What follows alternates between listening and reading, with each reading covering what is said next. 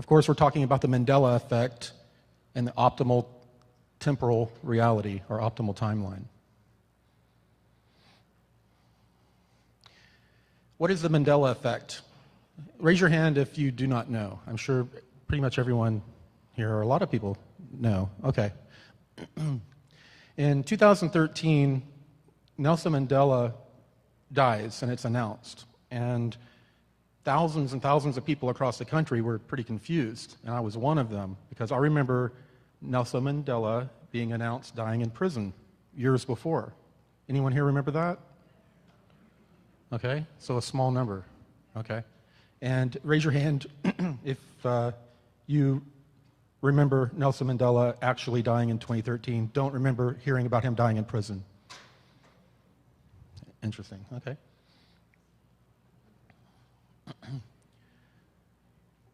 Millions of people have reported the phenomenon, and I've noticed it myself.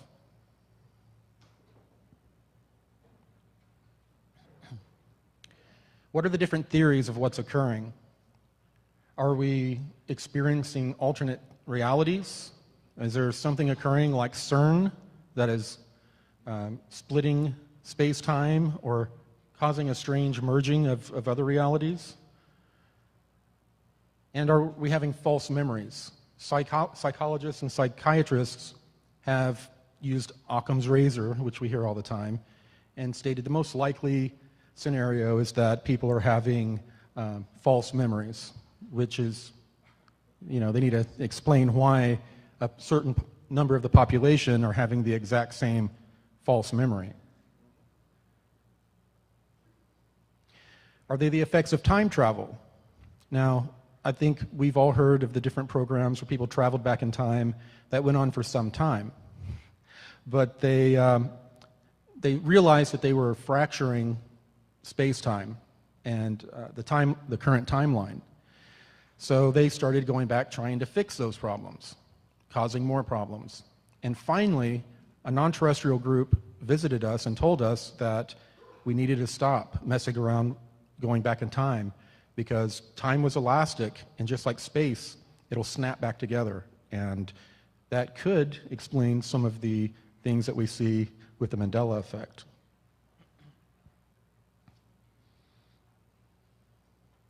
And of course, the psychologists, say it's an effect of confabulation, clinical term for memory defects. Okay. We picked out a few examples. There were hundreds of examples online. We picked out a few that I actually experienced. And raise your hand if you remember it being Oscar Mayer with an E. Okay, that's what I remember. No, it's Oscar Mayer. And we did some research. There has been changes in marketing and that kind of a thing, but you look back at old commercials, you cannot find commercials or ads with them in the old configuration. Of course, I remember Sex and the City. The show was on all the time, I remember that. And raise your hand if you remember it as Sex and the City. That blows my mind. And little things. Do you remember him having a monocle? Yeah? If you don't remember him having a monocle, raise your hand. Okay. And of course, the one that everyone talks about, the Bear-Stained Bears. And yes, I remember it as the Berenstein Bears. And now it's Berenstain Bears.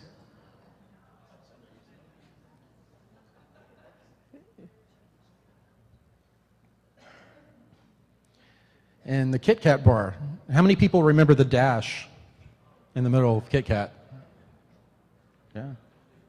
How many don't remember it ever being there? The person next to you that raised their hand when you didn't, are they from a different timeline? Are you from a different timeline? Or do one of the two of you have a memory defect? This is the one I had the hardest problem with when I actually watched it, because I remember Luke, I am your father. I remember comedians using it. I remember it being Luke, I am your father. And when I watched it again, and it said, no, I am your father, I was heavily puzzled. Does anyone here not remember it being Luke, I am your father? Okay, that's universally strange. And of course, Field of Dreams, if you build it, he will come. That was used in a lot of comedy routines, sitcoms would repeat that. Now if you watch the movie, it's if you build it, they will come. And some people have researched it and talked to the original screenwriters and people involved with the movies, and the people are baffled. They say, no, it was always they will come.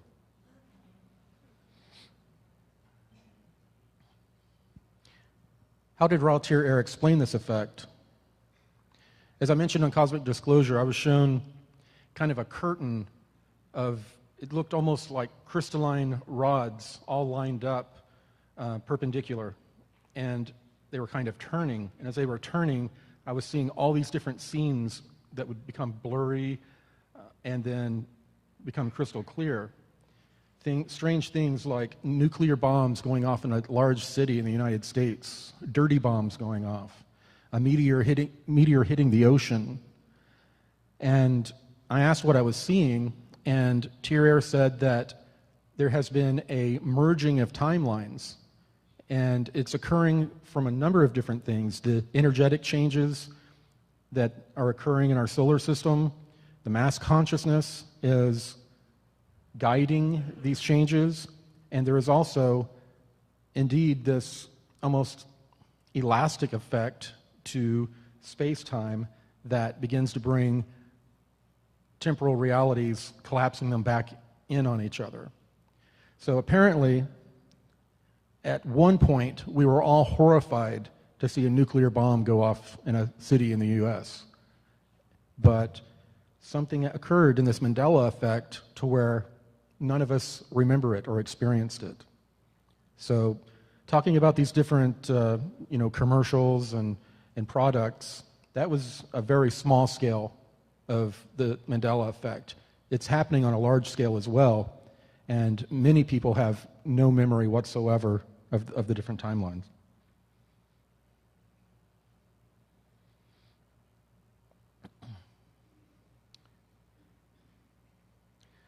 The codependent superconsciousness. Oh.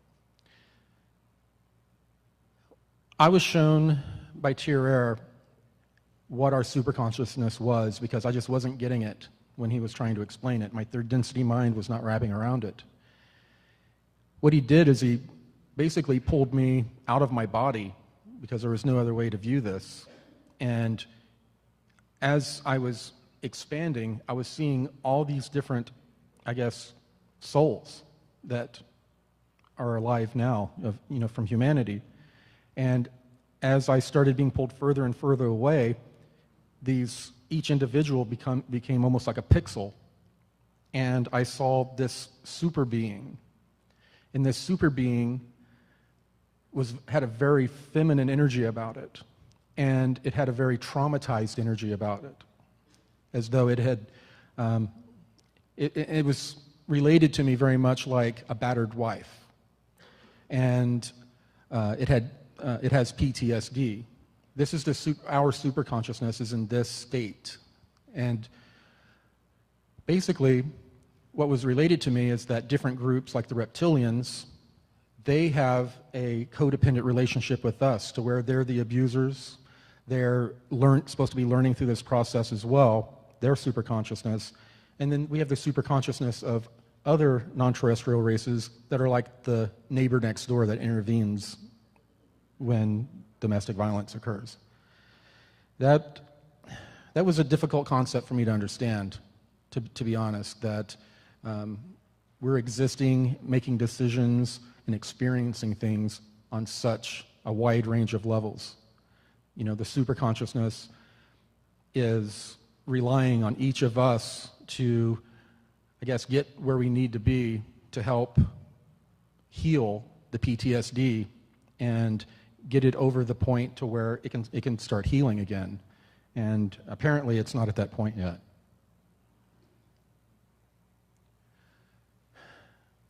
Are starseeds more able to witness or understand the effect of the Mandela effect? It seems that a lot of the people that are noticing these changes identify themselves as starseeds. And we've been seeing starseeds activated like we've never seen before. People contacting us, very excited about their mission for the first time. Everyone around them is excited. I'm sure half of you, if not more, are, have a mission and are looking for a way to make sure that you can achieve that mission. Raise your hand if you feel like you're here for a reason. You're on a mission?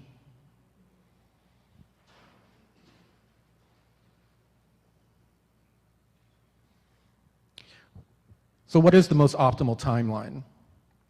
The most optimal timeline, I guess, is what we see in all of our different belief systems. This ascension event, becoming a fourth density being, and leaving behind all of the pain and hurt that we've held on to that's anchoring us to third density.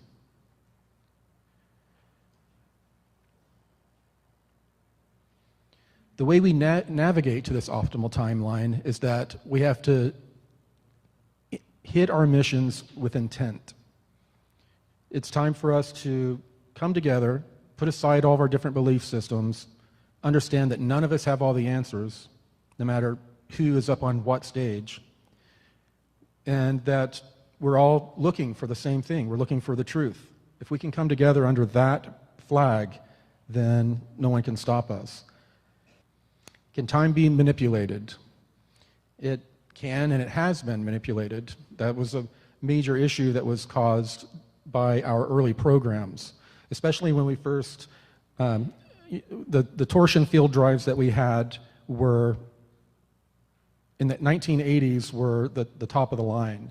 But in the 90s, they developed temporal drives. These temporal drives let them jump enormous distances in space-time. But when you're that far advanced in technology, if you're traveling in space, you're a time traveler too. You can travel back in time. I've mentioned before, it's very possible that our ancient aliens haven't even discovered us yet. They could, in 2030, come flying up to our solar system, discover us, and decide to start flying back in time and watch us evolve to where we are now. These abilities, all of the most advanced beings have that ability. They can travel through time as easily as they can space. What is the co-creative consciousness? The co-creative consciousness is something that we have naturally that the powers that be want to keep us ignorant of. They use our co-creative consciousness as their black magic. They will plant a seed in our co-creative consciousness, and then usually what catalyzes that seed is emotion. They'll do a false flag, or they'll have a media event that will cause people to have a strong emotion that will catalyze the seed that they had planted. So they are basically tricking us into using our own powers against us. If we learn to use our co-creative consciousness, it's over for them. That's why they keep this group of people here. They use divide and conquer. They keep us at each other's throats, just debating all of our different belief systems. There's a reason for that. We're a major danger to them. We got a question right here, Corey. Hi, my name is Tanya. What you just said about that described exactly what I thought I read about when Mandela died. or supposedly died in prison,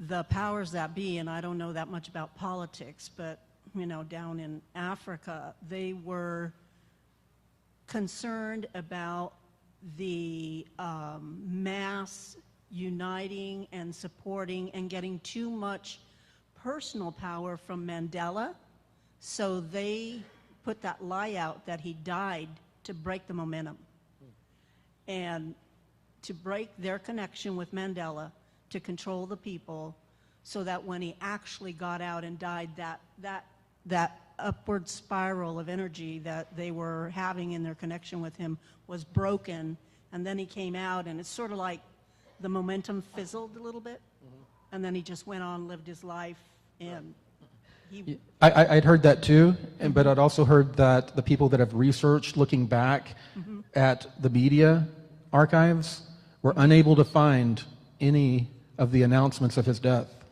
I saw the announcement of his death, and I intuitively... If you can find any archives, that would be I intuitively knew it was a lie, so I went looking for the information, and intuitively I knew somebody put it out as bullshit.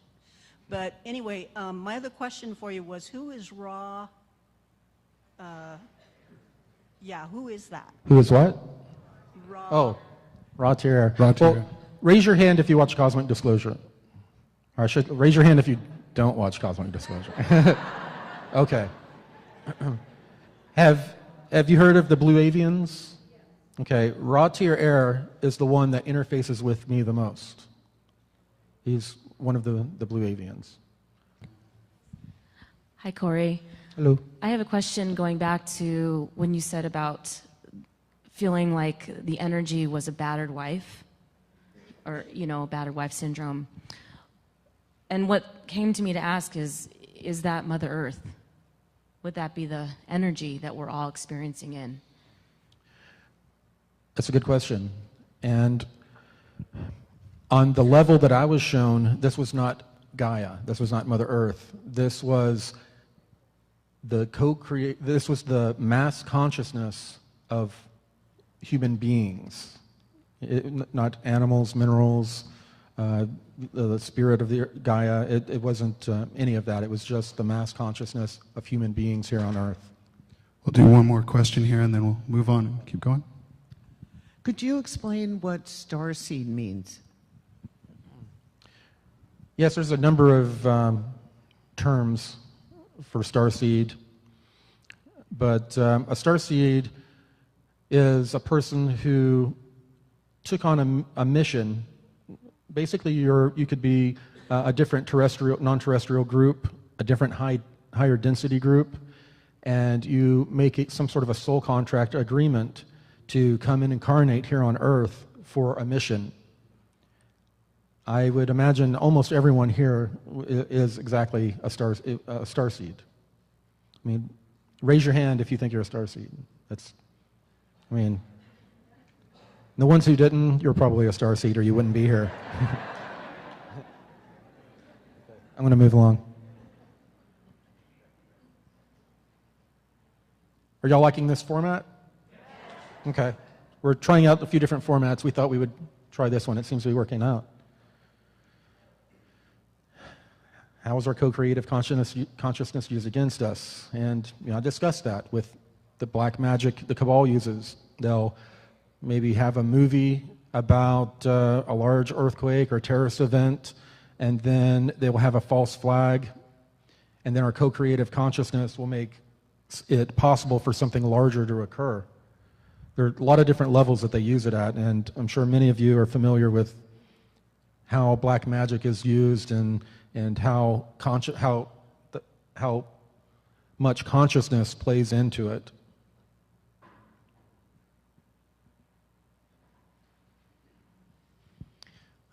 Raise your hand if you consented to be a free-range slave. Nobody? I don't remember that either. How did we give consent for those to use our co-creative consciousness against us? Well, one of the biggest ways is through apathy, lack of action, lack of standing up and and fighting back. Many of us are primed to do that and are already doing that. All of those who are asleep, the vast majority of this mass consciousness that we were talking about, this mass consciousness being, they are steering the ship right now. But as you know, a small rudder can change the course of a ship. A small number of people who claim the power of our co-creative consciousness and begin to demand that suppressed technologies are released, that's how we're going to make things happen. We're not going to have someone come and make an announcement on the news or a government official. We're going to have to demand it and get out, protest, do the mass meditations. It's time for us to come together and work on this. Do you agree?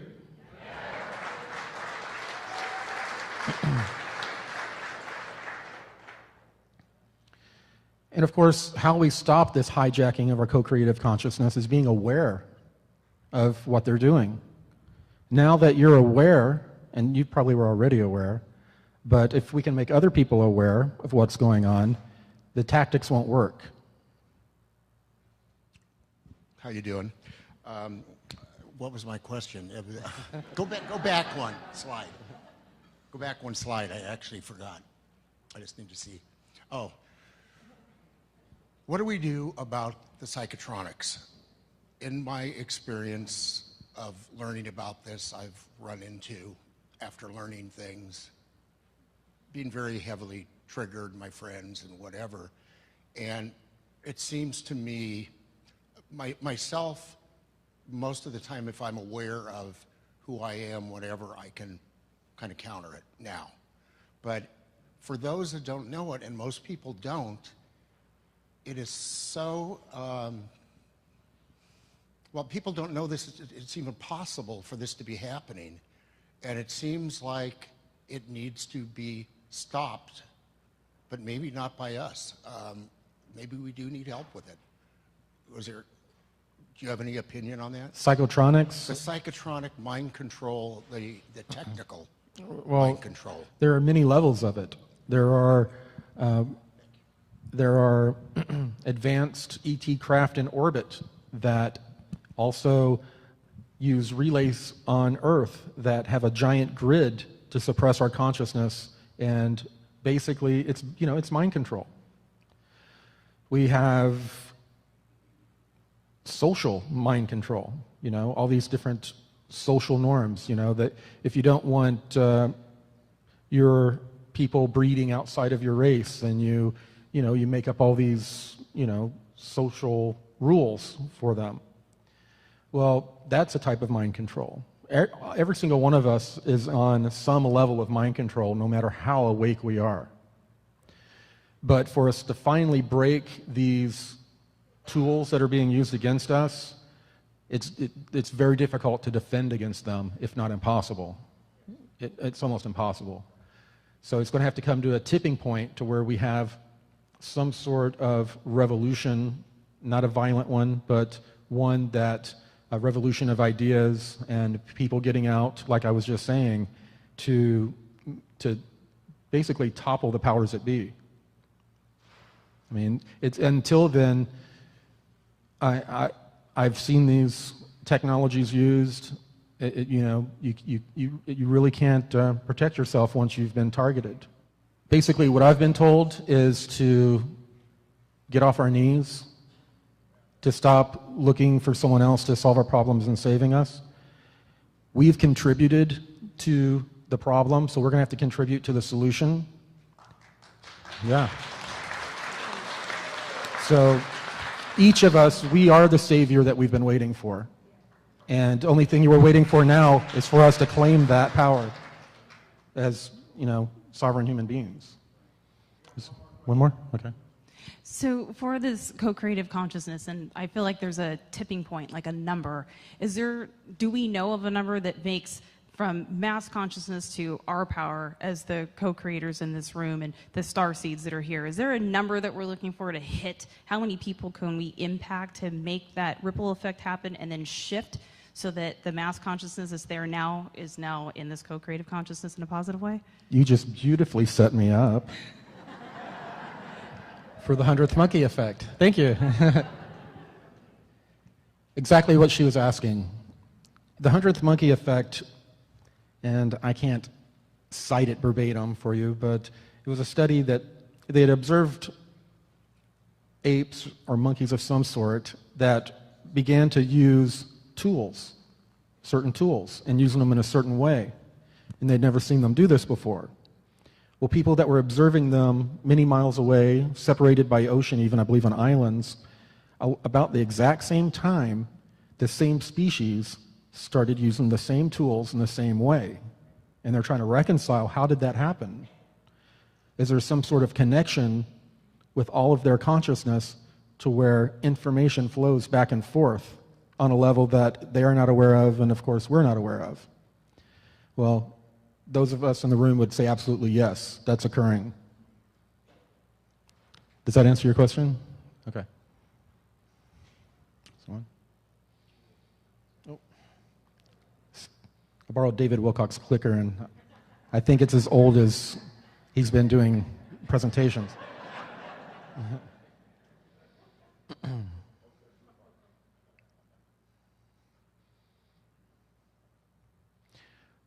What is the observer effect?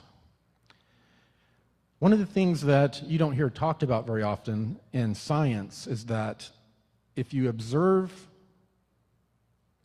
an experiment, you can change the outcome or have an effect on the outcome of that experiment. They've done a lot of studies on this.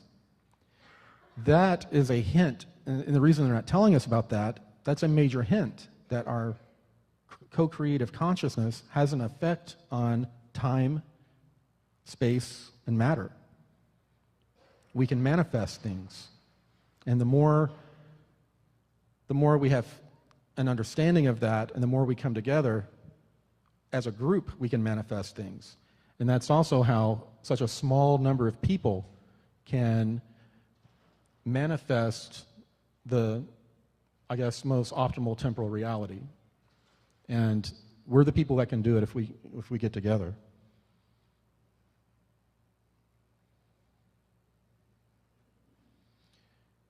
How can mass meditation and focused intent change the world? Everyone here, I'm sure, is aware of all the different mass meditation groups. We definitely need to get all of those together, focused on one single intent. There have been studies that show that there was one study to where a bunch of people got together and meditated on lowering crime, and crime lowered. So there have been studies that show, in addition to the observer effect, that we have an effect on the world around us. It can be a positive one, it can be a neutral one, or it can be a negative one. It's up to us to choose that. If we focus all of our intent on the same outcome, that's the reality we'll move into. In what ways are starseeds activating now? I stated earlier, I have seen more excitement in more people's eyes recently about their personal missions than I think I've ever seen in my life. Raise your hand if in the last year especially you've become more empowered and have felt this urgent need to focus on your mission.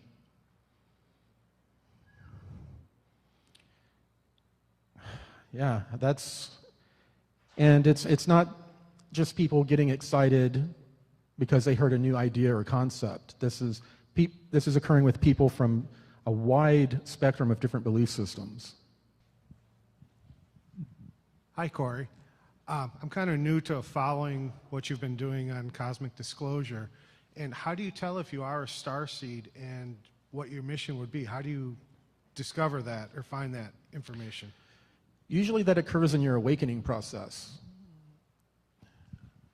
And I hope my wife doesn't mind me bringing up her. Right before I started to talk to David Wilcock and come out publicly with this information, I had never told Stacy any of this. She had, of course, observed things like me, calling out at night and hearing weird things, but nothing of this extent.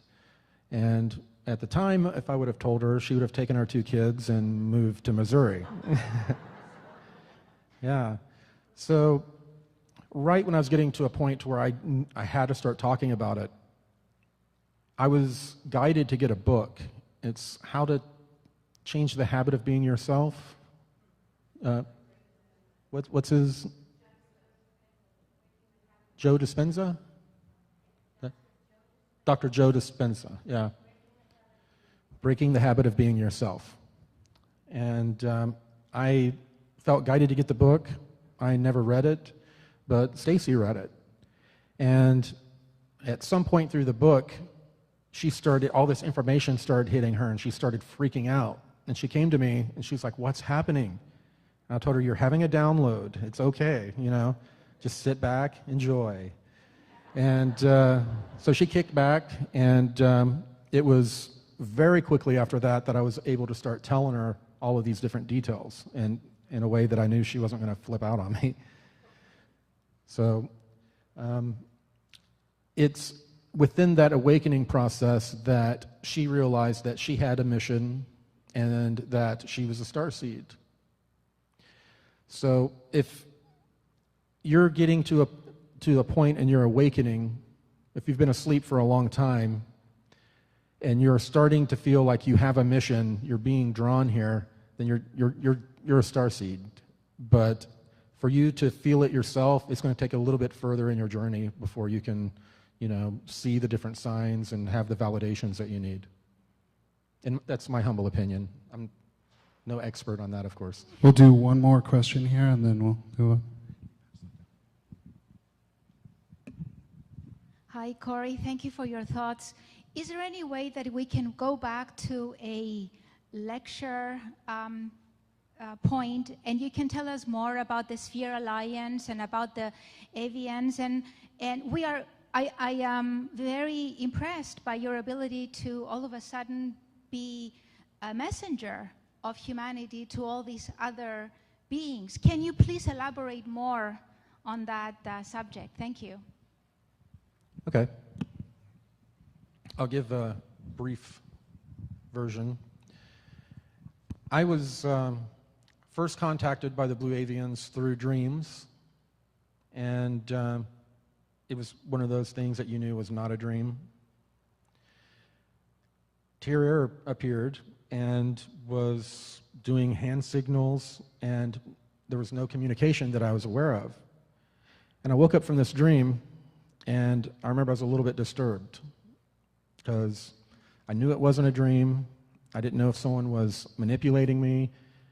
As Roger and my team can tell you, I don't go in doe-eyed with everything. I challenge things. So I was worried. I knew the technologies that were out there that could manipulate people. And finally, Tyr appeared in front of me in a physical form.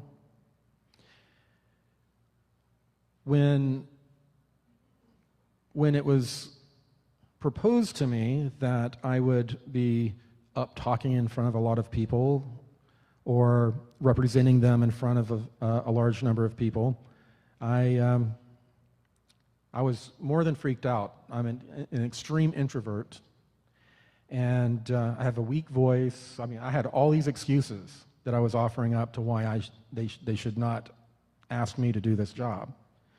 But all I heard was, "It's of no consequence. It's of no consequence." And they told me that I had agreed to do this at some point. Since then, they have had me, I guess, interface with them for a number of different beings. And they've been delivering or pushing me to deliver the Blue Avian message. The one of, become more loving, more service to others on a daily basis, to forgive those who've, hurt us, and biggest of all, forgive ourselves. And by doing this, we'll stop the wheel of karma, and we will have an opportunity to have this conscious renaissance that other beings in our local star cluster have reached. It's our turn. Any other questions before I move on, or was that it? Okay, one more. If someone could move that fan closer to me, it'd be great. If there's anyone here to do that. Hey, Corey. My name is Jasher. She started off introducing you by saying you were an empath, and you started this path at an early age, or at least being prepared to interact with different beings. Was there a practice that you had to, as a sovereign being, to protect your mind and your heart when interfacing with different entities? And would that practice be applicable sort of on a broader scale? Yeah, a lot of times you'll see people offering some sort of broad stroke way to protect yourselves. One of the things that, before they taught us a different method, a certain method to protect ourselves, they basically profiled us. Each person were very different in personality types, our belief systems play into it, what you believe is possible. There are a lot of different things that play into the type of defense that will work for you. With me, it was, I would, when I felt attacked, I was putting basically a torsion field vortex around myself and mentally pulling each end, and it would like snap together in the middle. And that would, it was somehow sending some sort of, something was happening on the etherical level that it gave me protection, and it caused feedback on those that were trying to harm me during interfacing. But it could occur so quickly that you couldn't use those types of defenses. Some of these beings were very invasive when they interfaced with you, and they use different ways of interfacing. You know, some of them, you hear your own inner monologue voice. You'll hear things come like that. But others, they will use flashes, memories of your life, smells that remind you of something, tastes. It's all of them together. They'll use all of them together. There are a lot of different ways that they can, affect you, of course. But it was, a lot of times it was just a crapshoot. You get what they'd call an etheric headache or hangover, basically, and it would be the worst migraine you'd ever had, and they'd last 3 to 5 days, and you just lay in bed. So, yeah, even there was, that type of communication is occurring so quickly, at light speed, that there's really no reaction time to be able to defend yourself. So how can creativity and inspiration change the world? This is the group here at this expo, very creative people. Now, if we can use media, music, art to plant seeds in the co-creative consciousness of the mass consciousness, we can begin to kick in that 100th monkey effect, but we can also prepare them for when they do start to hear some of these disclosures that are very difficult to hear. A lot of us want to believe that disclosure is going to be a kumbaya moment, but it's going to be it's going to be one of the most traumatic things that ever happened to this planet. That's what disclosure is going to be. But it's, I guess I've said before, all evolution occurs through stress. And this is going to be a major stressful evolution, but it's one that's far overdue. So what can we do? If we put our talents into our arts, our media, our music, each one of us is on the front line and a soldier in this battle to affect the co-creative consciousness. We have a lot more power than we've been led to believe. What does unity in the community mean? We don't have to agree on most things even. The only thing that we really need to agree on is that none of us have the answers, and that if we can unify this community, we can affect massive change. And I think, we do have troublemakers out there that are always trying to stir up problems, but for the most part, I've never seen people more willing to work together. People that usually, keep their work from each other, this is mine, no, this is mine. Well, now they're sharing and they're working together. And we definitely need more of the unity. What is the next 3-year window? Why is that 3-year window that Thierry told me about so important? When he was talking to me about this mass consciousness, he stated that the next 3 years is a window that is critical for humanity to begin to work to affect the rest of the mass consciousness. We have to have a major change, or we may miss that optimal temporal reality. And if we just sat back and waited for others to do the work, then we're just as much to blame.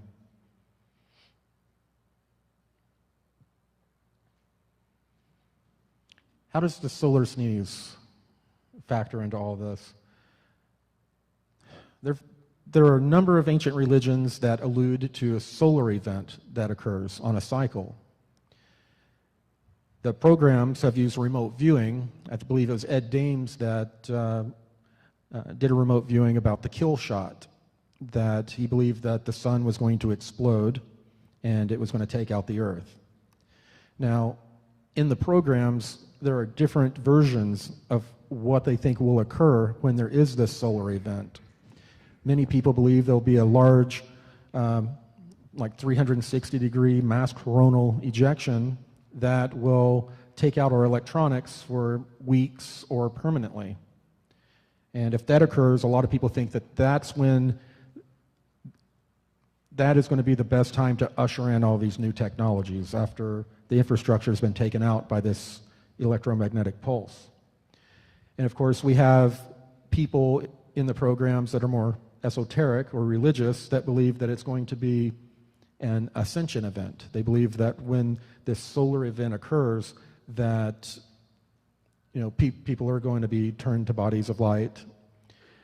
So you have, within these programs and even within the cabal, you have a wide range of people. You have the pragmatic people that, the show me people, and then you have the religious people.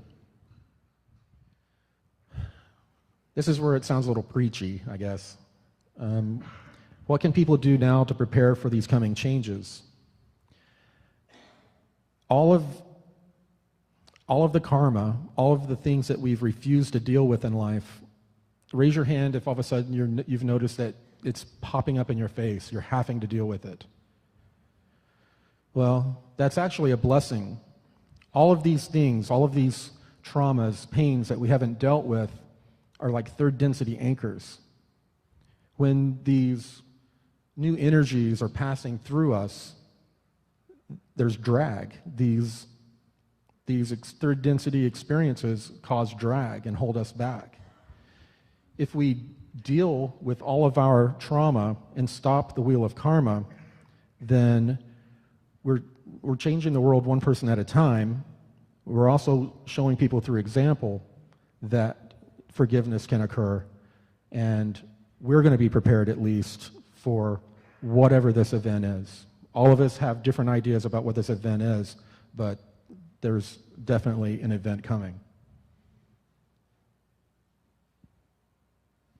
Oh, looks like we're at the end. We are doing a new graphic novel series. We've gotten together. William Tompkins is excited to be a part of it. It's going to be exciting. We're going to do a...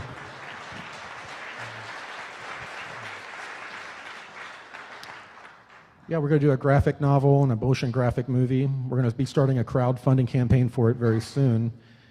But that's one of the ways that we're going to try to affect the mass consciousness.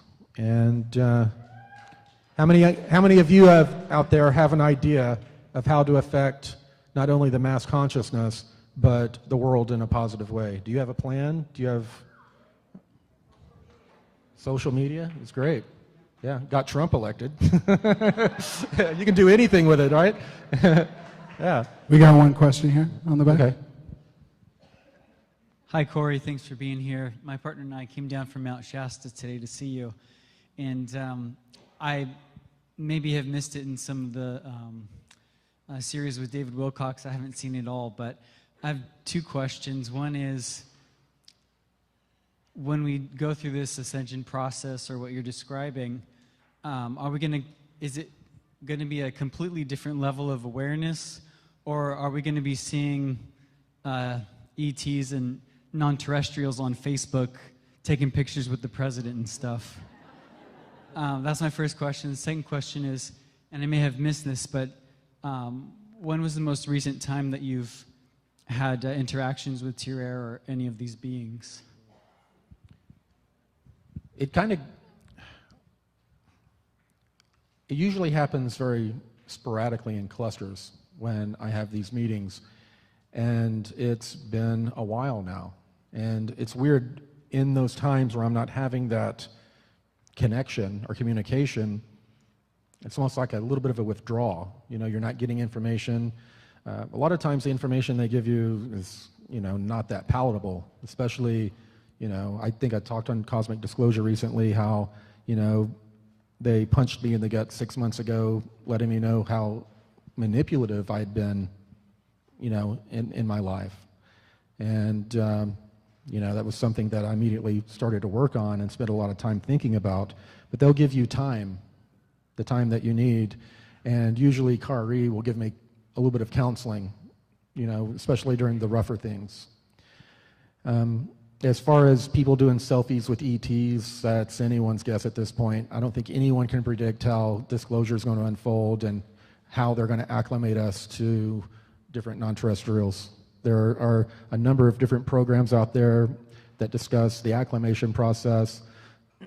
We've actually been wanting to get together with a lot of mental health professionals. Whether they believe in UFOs or not, we're trying to get kind of a think tank together to have them come up with different ways to help people if there is a disclosure, to study all the different personality types, the different religions and the different personality types, and come up with a plan how these people might react and disseminate that plan to all the other healthcare mental health professionals. So there's a lot that we as a community are going to be we're going to be responsible for helping people after disclosure, after we get over our shock, because we're going to find out that we were wrong about a lot of stuff. And like David Wilcock said, we're going to be helping loved ones get out of bed, making them take a bath, making them eat. It's going to be a hard time. When Corey and I were talking about this format today, about dialoguing, the idea is to bring people together to talk about this stuff. The fracture that happens between all of us, where we're not communicating, we're not talking to each other, the dialogue needs to start within the community here. So the idea of exploring this format in a speaking presentation is kind of what we're trying out here. We've got another gentleman who's got a question. Hi, Corey. This is Sergio. We were recently watching an episode of, I think it's Open Minds with Regina Meredith on Gaia, and the person being interviewed, the lady, was putting forth an idea I hadn't heard of. It was pretty wild, but she called it quantum jumping or reality shifting, where people identify that, okay, maybe I have an illness or a disease right now, and I know that there's a reality that exists where everything is the same, but I don't have that illness. So I'm going to